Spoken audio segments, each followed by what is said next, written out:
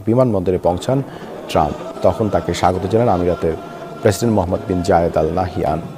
এরপরই দেশটির মেয়েরা তাদের ঐতিহ্যবাহী ভঙ্গিমায় চুল খোলা রেখে মাথা ঝাঁকিয়ে নৃত্য পরিবেশন করে সম্মান জানান মার্কিন প্রেসিডেন্টকে।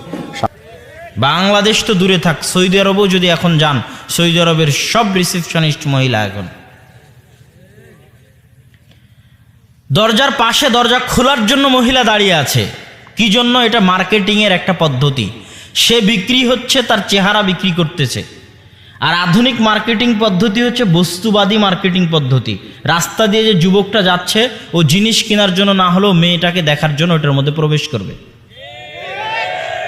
কিন্তু আমাদের মা এবং বোনেরা না বুঝেই নিজের শরীরকে কি করছে? বিক্রি করছে।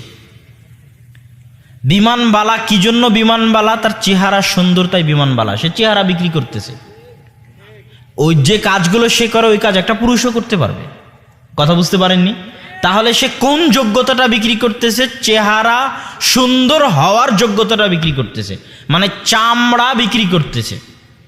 একটা মেয়ে অ্যাডে আসতেছে, অ্যাডভার্টাইজে আসতেছে, একটা মেয়ে রিসিপশনে দাঁড়াচ্ছে, এমন কোনো কোম্পানি নাই ঢাকা শহরে, ময়মনসিংহ শহরে, শেরপুর শহরে, এমন কোনো শপিং মল নাই যেখানে রিসিপশনিস্ট মহিলা নাই।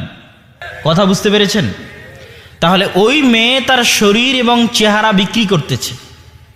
তাহলে এটা সম্মান না স্বামীর ঘরে থাকা সম্মান? চেহারা উন্মুক্ত হয়ে চলা সম্মান না চেহারা ঢেকে চলা সম্মান? উলঙ্গতা, বেহায়াপনা শাস্তি। উলঙ্গতা কি বলেন তো? একটু কথা বলেন, কি শাস্তি? প্রমাণ, আদম আর হাওয়া আলাইহিস সালাতু ওয়াস সালামকে যখন জান্নাত থেকে বের করে দেওয়া হচ্ছে, তখন শাস্তি স্বরূপ প্রথম তাদের শরীর থেকে জামা কাপড় খুলে পড়ে গেছিল। এখনো একটা মানুষকে আপনি অপমান করতে চাইলে বলবেন যে ওকে ন্যাংটা করো। কথা বুঝতে পারেননি? তা উলঙ্গ হওয়া শাস্তি না অপমান? শাস্তি এবং অপমান না সম্মান? অপমান। আজকের সমাজেও একজন পুরুষের ক্ষেত্রে উলঙ্গ হওয়া, নগ্ন হওয়া শাস্তি এবং অপমান। তাহলে পর্দার সাথে থাকা হচ্ছে সম্মান। উঁচু বংশের মেয়ে, সম্ভ্রান্ত বংশের মেয়ে পর্দার সাথে থাকবে। ইসলামে যারা দাসী, তাদের চেহারা ঢাকার বিধান নাই। তো কোনো দাসী যখন চেহারা ঢেকে বের হতো, তখন ওমর রাদিয়াল্লাহু তাআলা আনহু চেহারা খুলে চলতে বলতেন দাসীদেরকে। কেননা চেহারা ঢাকা হচ্ছে, পর্দা করা হচ্ছে। কেউ যদি চেহারা ঢেকে পর্দা করে যায়, তাহলে বুঝতে হবে উঁচু বংশের, স্বাধীন বংশের, সম্ভ্রান্ত বংশের সম্মানিতা, রানীর মতো সম্মানিতা একটা নারী যাচ্ছে। আর চেহারা খুলে যাচ্ছে মানে ৩ নম্বর শ্রেণীর বেন্নের সন্তান, অসভ্যর সন্তান, নিম্ন শ্রেণীর বংশের, যার সম্মান নাই, মর্যাদা নাই, যে নিজেকে দাসী হিসেবে প্রমাণ করতে চায়, যে নিজের চেহারা বিক্রি করতে চায়, বাজারে বিক্রি হতে চায়, সে অসভ্য ৩ নম্বর শ্রেণীর বেন্নের সন্তান হেঁটে যাচ্ছে পর্দাবিহীনভাবে। এটা বুঝতে হবে, এটা অনুভব করতে পারলে শিখতে পারবেন। রাসূল সাল্লাল্লাহু আলাইহি ওয়াসাল্লাম যে বললেন, লা ইয়াদখুলুল জান্নাতা আদ-দায়ুস, দায়ুস জান্নাতে যাবে না। দায়ুস মানে কি? দায়ুস শব্দটা এসেছে দিয়াসাহ, চর্বি। দিয়াসাহ আছে শুকুরের গোস্তে, দায়ুস হচ্ছে শুকুর। দায়ুস কে বলেন তো? শুকুর। আল্লাহ রাসূল বললেন, লা ইয়াদখুলুল জান্নাতা আদ-দায়ুস, মানে শুকুর জান্নাতে যাবে না। তো শুকুরের কি জান্নাত জাহান্নাম আছে? শুকুর যেই আর এক শুকুরের পিছনে যে গু লেগে আছে, ওটা পর্যন্ত চেটে খায়। এই শুকুর এত নির্লজ্জ প্রাণী, অন্য প্রাণী এত নির্লজ্জ নয়। উট এত নির্লজ্জ নয়, উট এত বেহায়া নয়, উটের আত্মমর্যাদা আছে। তো শুকুর জান্নাতে যাবে না মানে যাদের চরিত্র, যাদের রক্ত শুকুরের রক্তে পরিণত হয়ে গেছে, যাদের চরিত্র শুকুরের মতো বেহায়া নির্লজ্জ হয়ে গেছে তারা জান্নাতে যাবে না। তারা কারা? যাদের আত্মমর্যাদা আত্মসম্মান নাই, যাদের মেয়ে যাদের স্ত্রী বেপরদায় চললে তাদের শরীরে লাগে না, আঁতে ঘা আসে না, রক্ত কাজ করে না, তাদের রক্ত কিসের রক্ত? শুকুরের রক্ত, এই জন্য তারা জান্নাতে যাবে না। আর আত্মমর্যাদাশীল সম্ভ্রান্ত যে যার রক্ত শুকুরের রক্ত নয়, সে তার স্ত্রী সন্তানকে, স্ত্রী মেয়েকে রানীর মতো রাখবে। বাড়ির সবচেয়ে আদরের, সবচেয়ে মর্যাদার, সবচেয়ে সম্মানের, সবচেয়ে নিরাপত্তার হচ্ছে মা এবং বোন। এটাই তাদের সম্মান, এটাই তাদের আসল মর্যাদা। তো এই বইয়ের মৌলিক আলোচনার মূল নাম থেকেই বুঝতে পারবেন সম অধিকার নয়, মর্যাদা চাই। মানে একজন নারীর মূল চাওয়া কি? মর্যাদা, সম্মান। এটার মধ্যেই তার আসল স্বাধীনতা নিহত রয়েছে।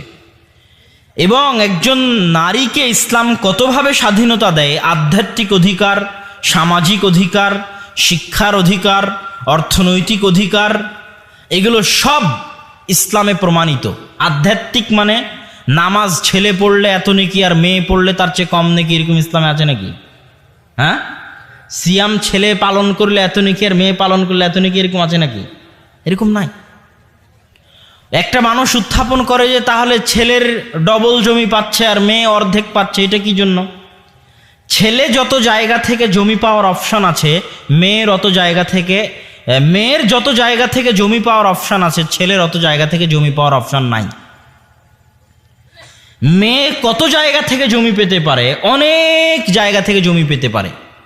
মেয়ে মা হিসেবে জমি পেতে পারে, মেয়ে হিসেবে পিতার সম্পত্তিতে জমি পেতে পারে, মা হিসেবে ছেলের সম্পত্তিতে জমি পায়, মেয়ে হিসেবে বাপের সম্পত্তিতে জমি পায়, স্ত্রী হিসেবে স্বামীর সম্পত্তিতে জমি পায়। কথা বুঝতে পারেননি? তো একটা মেয়ের সম্পদ পাওয়ার রাস্তা অনেক, এবং এটা দিতে হবে, দিতে বাধ্য। কিন্তু একটা ছেলের এত রাস্তা নাই সম্পদ পাওয়ার। যারা ফারায়েজ সম্পর্কে অভিজ্ঞ তারা এই বিষয়ে আরো ভালো জানবেন। তো এই বইয়ের আলোচ্য বিষয় এইটা। বইয়েরও আলোচনা হলো, কিছু শিখলেন নাকি? কিছু শিখেননি? এই বইটা হচ্ছে শিক্ষা বনাম জাহিলিয়াত। এই বইয়ের মূল আলোচ্য বিষয় হচ্ছে, আজ থেকে 10 বছর আগে আপনারা যে বাংলা বই পড়েছেন স্কুলে, আজ থেকে 20 বছর আগে আপনার বাপ যে বাংলা বই পড়েছে স্কুলে, আজ থেকে 30-40 বছর আগে আপনার দাদা পরদাদা যে বাংলা বই পড়েছে স্কুলে, আর আজ আপনার সন্তান যে বাংলা বই আমার সহজ বাংলা পড়তেছে স্কুলে, সেটা কি কোনোদিন মিলিয়ে দেখেছেন?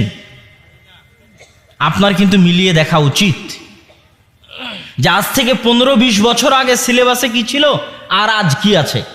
আজ থেকে 30-40 বছর আগে স্কুলের একটা সিলেবাসে কি শেখানো হতো আর এখন কি শেখানো হচ্ছে। আগে কয়টা ধর্মের ঘটনা ছিল? মুহাম্মদ সাল্লাল্লাহু মিথ্যাই থাক, বুড়ির ঘটনা মিথ্যাই থাক ছিল তো। কথা বুঝতে পারেননি? মুহাম্মদ সাল্লাল্লাহু আলাইহি ওয়াসাল্লামের কাটার যে ঘটনা মিথ্যাই ঘটনা কিন্তু ছিল তো, ছিল না? কাজী নজরুল ইসলামের কয়টা, ইসলামের কবিতা কয়টা, সূরা ফাতিহার অনুবাদ হামদের কবিতা কয়টা ছিল, আর এখন হিন্দুয়ানি সংস্কৃতির গরুর পূজা করার গল্প কয়টা আছে? কোনোদিন খোঁজ নিয়ে দেখেছেন? সিলেবাসে গরুর পূজা করার গল্প আছে, গরুর পূজা। পরকীয়ার গল্প শেখানো আছে রবীন্দ্রনাথ ঠাকুরের। তো বর্তমান সিলেবাসগুলো শিক্ষা না অজ্ঞতা? জাহিলিয়াত মানে কি? জাহিলিয়াত মানে অজ্ঞতা, মূর্খতা। রাসূল সাল্লাল্লাহু আলাইহি ওয়াসাল্লাম জাহিলিয়াতের যুগে প্রেরিত হয়েছেন। সেই অজ্ঞতা মূর্খতাকে তিনি দূর করেছেন ইসলামের আলো দিয়ে। কিসের আলো দিয়ে? ইসলামের আলো দিয়ে। এই জন্য ইসলামের অপর নাম হচ্ছে জ্ঞান, তথা ইসলাম বিরোধী প্রত্যেক কাজই অজ্ঞতা। পিএইচডি ডিগ্রিধারী অক্সফোর্ড থেকে পড়ে আসা সেও যদি ইসলাম বিরোধী কাজ করে সে অজ্ঞ মূর্খ। কথা বুঝতে পেরেছেন কি? না হলে আব্দুর রাজ্জাক বিন ইউসুফ এমনি কেমনে বলেন যে ওই প্রিন্সিপালকে যদি মূর্খ প্রমাণ করতে না পারি, যে প্রিন্সিপালের সামনে তার ছাত্রী নাচে আর সে বসে থেকে দেখে, তাহলে জাতির সামনে বক্তব্য দিব না। তো ওই প্রিন্সিপালকে মূর্খ প্রমাণ করা মানে কি প্রিন্সিপাল ABCD জানে না? ওই প্রিন্সিপালকে মূর্খ মনে প্রমাণ করা মানে কি প্রিন্সিপাল ক খ জানে না? ওই প্রিন্সিপাল অক্সফোর্ড ক্যামব্রিজ থেকেও পড়ে আসতে পারে, কিন্তু ওই প্রিন্সিপালের মূর্খতা মানে হচ্ছে যে আসল জ্ঞান ইসলামের জ্ঞান, এবং এটা বিরোধী যা আছে সবই অজ্ঞতা, সবই মূর্খতা।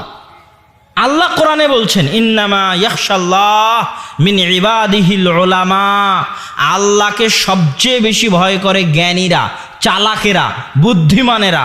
আর আল্লাহকে ভয় করে না গাধারা, আল্লাহকে ভয় করে না গর্ধবেরা, আল্লাহকে ভয় করে না বোকারা, আল্লাহকে ভয় করে না অচলেরা, আল্লাহকে ভয় করে না অর্থব্যরা, আল্লাহকে ভয় করে না মূর্খরা, আল্লাহকে ভয় করে না জাহেলেরা, আল্লাহকে ভয় করে না অজ্ঞরা। কথা বুঝতে পেরেছেন? আর আল্লাহকে ভয় করে জ্ঞানী, চালাক, বুদ্ধিমান, সে আল্লাহকে ভয় করে। 1 লক্ষ টাকার 50,000 টাকার ব্যাংকের চাকরি, কিন্তু সুদী ব্যাংকের চাকরি ছেড়ে দিয়েছে। তো মানুষ ওকে বলছে কত পাগল গো, 50,000 টাকার ব্যাংকের চাকরি ছেড়ে দিল। কিন্তু ও কিন্তু আসল বুদ্ধিমান, ও আসল চালাক। আল্লাহ বলছেন কোরআনে, এটা কখন ধরা পড়বে? মরার পরে। কখন? মরার পরে। আসল বুদ্ধিমান সেই যে মৃত্যুর পরের প্রস্তুতি নেয়, ওই আসল বুদ্ধিমান।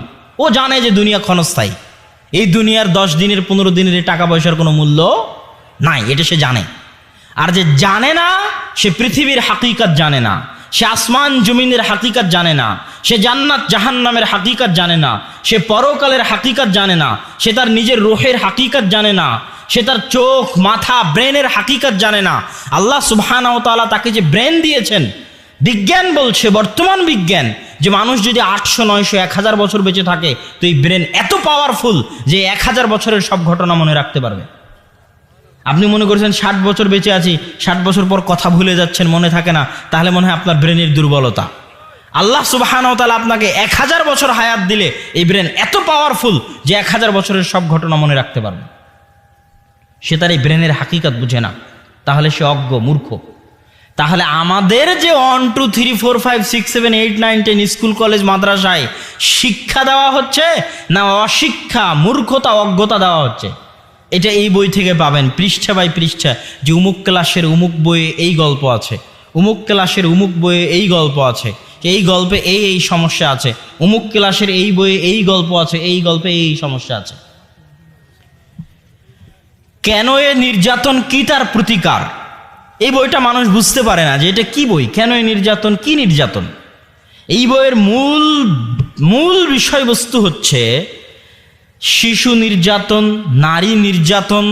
এই যে দুইটা নির্যাতন, যে দুইটা নির্যাতন নিয়ে মিডিয়ায় প্রচুর কথা হয়, যে নারীর নির্যাতন, শিশুর নির্যাতন, শিশু ধর্ষণ, নারী ধর্ষণ, আছে না নাই? তো এই শিশু এবং নারী ধর্ষণের মৌলিক কারণ কি, সমাজের কি কি সমস্যার কারণে এগুলো হচ্ছে, এটার আসল প্রতিকার কি, ধর্ষণের আসল প্রতিকার কি? ধর্ষণ বিরোধী মিছিল করতেছে রাজপথে, আর বলতেছে আমি সিগারেট খাবো না, এটা বলার আপনি কে? মিছিল করতেছে ধর্ষণ বিরোধী মহিলা, ভিডিও আছে ইউটিউবে, বলতেছে আমি কয়টায় বাড়িতে ফিরবো, এটা বলার আপনি কে? আমি সিগারেট খাবো না, এটা বলার আপনি কে? তাহলে ইচ্ছা মতো সিগারেট খাবে, ইচ্ছা মতো বাহিরে ফিরবে, আর এটা নাকি ধর্ষণ বিরোধী আন্দোলন। রোগ, করোনা ভাইরাসের সময় রোগ প্রতিরোধ ক্ষমতার আলোচনা হচ্ছে না? যে এটার যেহেতু কোনো ভ্যাকসিন এখনো আবিষ্কার হয়নি, এখন হয়েছে, তখনকার কথা বলছি, যখন যেহেতু ভ্যাকসিন আবিষ্কার হয়নি, তাহলে আগে শরীরের রোগ প্রতিরোধ ক্ষমতা থাকতে হবে, যেন রোগ ঢুকারই সুযোগ না পায়, যেন রোগ কাজ করারই সুযোগ না পায়। রোগ যদি একবার ঢুকে যায়, ঢুকে যাওয়ার পরে চিকিৎসা করা, ওটা পাগলামি। তো ইসলাম তো আর পাগল নয়। আল্লাহর ধর্ম কি পাগলের ধর্ম? আল্লাহ সুবহানাহু ওয়া তাআলা বলেছেন হাকিমুন আলিম, মহাপরাজ্ঞাময়, মহাজ্ঞানী। উনি সমাজের মধ্যে ধর্ষণের রোগ যেন ঢুকতেই না পারে, এই জন্য ওনার বিধান। সমাজের মধ্যে জেনার রোগ যেন ঢুকতেই না পারে, এই জন্য ওনার বিধান। এই জন্য পর্দার কথা, এই জন্য একাকী সফরের নিষেধাজ্ঞা, এই জন্য চক্ষু নিচু করার কথা, এই জন্য অবৈধ সম্পর্কে হারামের কথা, এই জন্য প্রেম হারামের কথা। কেন? আল্লাহ জানে, তুমি তো জাহেল, তোমার বয়স তো 60 বছর, তুমি কি জানো পৃথিবীতে কি হয়েছিল গত লাখ লাখ বছরে, কাল কি হবে তুমি কি জানো? তোমার তো কোনো ক্ষমতা নেই। এখনই প্যারালাইসিস হলে মেডিকেলে পড়ে থাকবা, করোনা ভাইরাস হলে শ্বাসকষ্ট হয়ে মারা যাবা, তুমি কি চাই জানো? আল্লাহ জানে, আল্লাহ সুবহানাহু ওয়া তাআলা জানে যদি বিপর্দা হয়ে চলে তাহলে ধর্ষণের রোগ ঢুকে গেল। যদি সমাজে অবৈধ সম্পর্ক থাকে তাহলে ধর্ষণের রোগ ঢুকে গেল। তাহলে আগে এগুলোর রাস্তা বন্ধ হতে হবে যেন ধর্ষণের রোগ নাই ঢুকে। এই রাস্তা যখন বন্ধ হয়ে গেল, এবার যদি কেউ ধর্ষণ করে ওকে হত্যা করো, ওটা হলো প্রতিকার। তাহলে এই যে যারা সমাজবিদ বলে দাবি করতেছে, জ্ঞানী বলে দাবি করতেছে, আর বলতেছে কখন বাইরে বের হব, কি পোশাক পরবো, এটার সাথে ধর্ষণের কোনো সম্পর্ক নাই, এরা অজ্ঞ, মূর্খ, জাহেল। এদের জ্ঞানের বিন্দু সরিষা সমপরিমাণ এদের কাছে নাই। এই আলোচনার বিষয়বস্তু হচ্ছে এই 3টা বই। কিন্তু আব্বু কোনোদিন মানুষের সামনে খুলে বলতে পারে না যে কি আছে এই বইয়ে। মানুষও বুঝতে পারে না যে আছে কি এই 3টে বইয়ে। মিন্নাতুল বাড়িতে কি আছে মানুষ মোটামুটি জানে।